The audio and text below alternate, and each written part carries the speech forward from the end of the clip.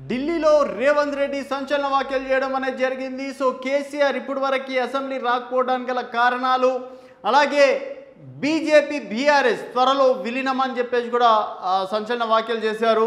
So కేసీఆర్కి ఏకంగా governor పదవి ఇవ్వబోతున్నారు, కేటీఆర్కి కేంద్ర మంత్రిగా బాధ్యతలు చేపట్టబోతున్నారు, అలాగే త్వరలో కవిత కూడా బయటికి వస్తుందంటూ ఇది బీఆర్ఎస్ నేతలు చెప్తే, అంటే కవిత విషయంలో బీఆర్ఎస్ నేతలు కవిత త్వరలో విడుదలవుతుందంటే అది బ్రేకింగ్ కాదు. బట్ అధికార పార్టీ నాయకుడు, ఇతర పార్టీ నాయకుడు, తెలంగాణ సీఎం రేవంత్ రెడ్డి గారు చేసిన వ్యాఖ్యలు అనేది ఇప్పుడు తెలంగాణ రాజకీయాల్లో సంచలనంగా మారింది.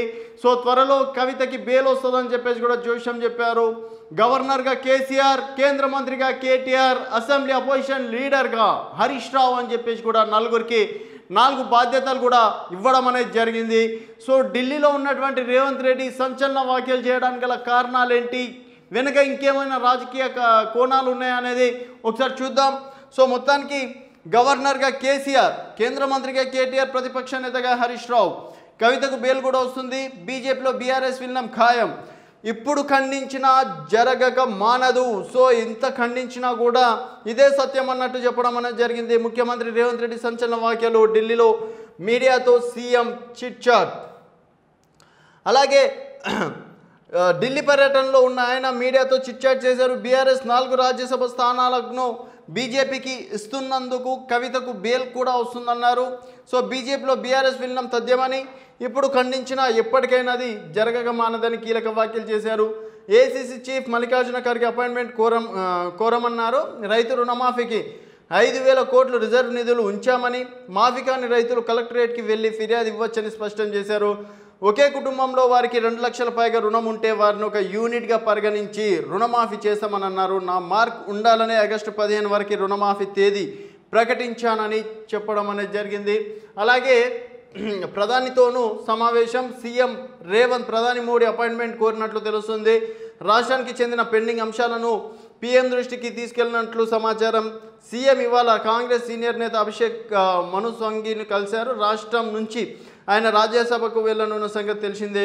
తెలంగాణ నుంచి రాజ్యసభకు అవకాశం కల్పించడం గౌరవంగా భావిస్తున్నానని సందర్భంగా అభిషేక్ మను సింఘ్వి తెలిపారు. సీఎం 1-2 రోజులతో పాటు ఢిల్లీలో ఉండే అవకాశం ఉంది. పార్టీలో తాజా పరిణామాలు, కొత్త పీసీసీ చీఫ్, మంత్రివర్గ విస్తరణ, నామినేటెడ్ పదవులపై పార్టీ అగ్రనేతలు మల్లికార్జున ఖర్గే, రాహుల్ గాంధీ, కేసీ వేణుగోపాల్తో చర్చించనున్నారు. మరోవైపు రైతు రుణమాఫీ అంశాన్ని రాహుల్ గాంధీకి రేవంత్ వివరించినట్టు కూడా తెలుస్తుంది. సో మొత్తాన్ని చూసుకున్నట్టయితే ఈరోజు సంచలనమైన న్యూస్ ఏదైనా ఉందంటే అది గవర్నర్గా కేసీఆర్, కేంద్ర మంత్రిగా కేటీఆర్, త్వరలో బెయిల్పై వస్తున్నటువంటి కవిత, ప్రతిపక్ష నేత హరీష్ రావు. సో ఈ నలుగురికి 4 బాధ్యతలు ఇచ్చారు. అలాగే ప్రస్తుతం బీఆర్ఎస్లో ఉన్నటువంటి 4 రాజ్యసభ ఎంపీలు త్వరలో బీజేపీలో కూడా కలుస్తున్నారు. సో ఆ విధంగా ఈ నలుగురికి 4 బాధ్యతలు ఇచ్చే అవకాశం ఉంది. ఆల్రెడీ హరీష్ రావు, కేటీఆర్ ఇద్దరు కూడా బీజేపీ ముఖ్య నేతలతో కూడా సంప్రదించారని చెప్పేసి, అది మన రాష్ట్రంలో ప్రెస్ మీట్లో రాష్ట్రంలో మీడియా మిత్రులతో మాట్లాడితే అది పెద్ద ఇష్యూ కాదు. ఢిల్లీ వెళ్ళిన తను ఢిల్లీ రాజకీయాలు మాట్లాడడం అనేది ప్రస్తుతం పెద్ద హాట్ టాపిక్గా నిలుస్తుంది. మరి ఎవరైనా ముందే లీక్ చేశారా, లేకపోతే ప్రతిపక్ష పార్టీ పైన ఏదో ఒకటి అనాలని చెప్పేసి రేవంత్ రెడ్డి గారు అన్నారా?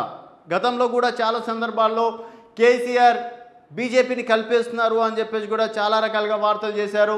ఇది కేవలం కేసీఆర్ని దెబ్బతీసే కుట్రనా, లేకపోతే నిజంగా కేసీఆర్ ఢిల్లీ వేదికగా ఇటు మోడీతోటి భేటీ, అంటే రహస్యంగా భేటీ ఏమన్నా అయ్యారా? ఎందుకంటే ఇప్పట్లో కేసీఆర్ అయితే ఎవరిని కలవలేదు, ఏ జాతీయ నాయకుడిని కూడా ఈ మధ్య కూడా కలిసిన దాఖలు లేవు. అలాగే తను అధికారంలో ఉన్నప్పుడు దాదాపుగా 4 సంవత్సరాల పాటు భారతీయ జనతా పార్టీ పైన విరుచుకుపడడం అనేది కూడా జరిగింది.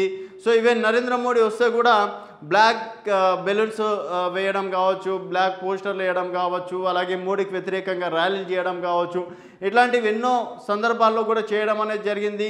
ప్రతి విషయంలో కూడా మోడీని వ్యతిరేకించారు. ప్రధాన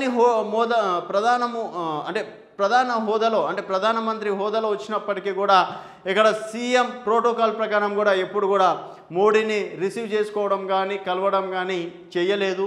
మరి అట్లాంటి బీజేపీ తోటి కేసీఆర్ టైప్ అవ్వడం ఎంతవరకు నిజం?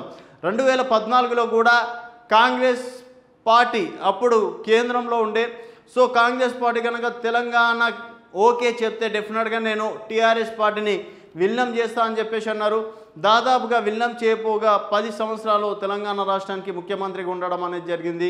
సో ఇప్పుడున్న పరిస్థితిలో మరి బీజేపీలోకి విలీనం చేస్తా అంటే కూడా బీజేపీ నేతలు కూడా ఎవ్వరు నమ్మకపోవచ్చు అని చెప్పేసి కూడా చెప్తున్నారు. ఎందుకంటే ఇప్పుడు బీజేపీకి 8 మంది ఎంపీలు ఉన్నారు, 8 మంది ఎమ్మెల్యేలు ఉన్నారు, అలాగే దాదాపుగా 30% పైగా ఓట్ బ్యాంక్ ఉంది. సో ఇలాంటి సిచ్యువేషన్లో మాత్రం కేసీఆర్తో టైఅప్ కాదని చెప్పేసి కూడా చెప్పుకోవచ్చు. మరి దేశ రాజకీయాలు ఏదన్నా చేస్తాయి. మరి ఇక్కడ కాంగ్రెస్ని ఢీ కొట్టాలంటే ఒకవేళ బీఆర్ఎస్ అవసరం అనుకుంటే మాత్రం డెఫినెట్గా ఆ పని చేసే అవకాశం ఉంది.